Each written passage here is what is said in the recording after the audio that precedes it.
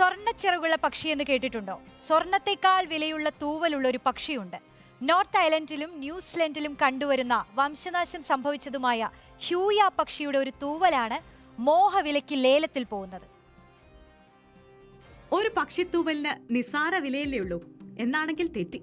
സ്വർണത്തേക്കാൾ പല മടങ്ങ് വിലയുള്ള ഒരു തൂവലുണ്ട്. 24 ലക്ഷം രൂപയ്ക്ക് വിറ്റുപോയ ഒരു കുഞ്ഞു തൂവൽ. നോർത്ത് ഐലൻഡിലും ന്യൂസിലൻഡിലും കണ്ടുവന്നിരുന്നതും വംശനാശം സംഭവിച്ചതുമായ ഹ്യൂയ പക്ഷിയുടേതാണ് തൂവൽ.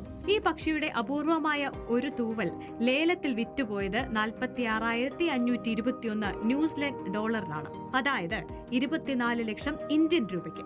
ലോകത്ത് ഇതുവരെ ലേലത്തിൽ വിറ്റ ഏറ്റവും വിലയേറിയ തൂവൽ എന്ന ഖ്യാതി കൂടിയാണ് ഹ്യൂയയുടെ തൂവൽ സ്വന്തമാക്കുന്നത്.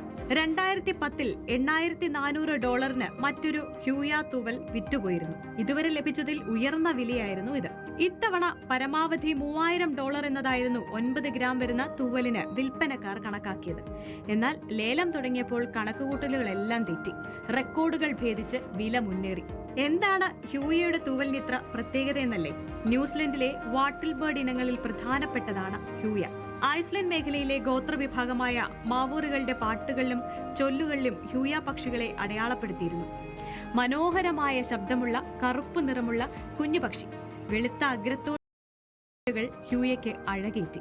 മനോഹരമായ ഈ തൂവലുകൾ തന്നെയാണ് ഹ്യൂയ പക്ഷിയുടെ നാശത്തിനും കാരണമായത്. യൂറോപ്യൻ കുടിയേറ്റ കാലത്ത് ആഡംബരത്തിന്റെ ലക്ഷണമായും ഹ്യൂയ തൂവലുകൾ മാറി. യൂറോപ്യൻ കുടിയേറ്റം വ്യാപകമായതോടെ ഹ്യൂയയുടെ എണ്ണം പെട്ടെന്ന് കുറയാൻ തുടങ്ങി.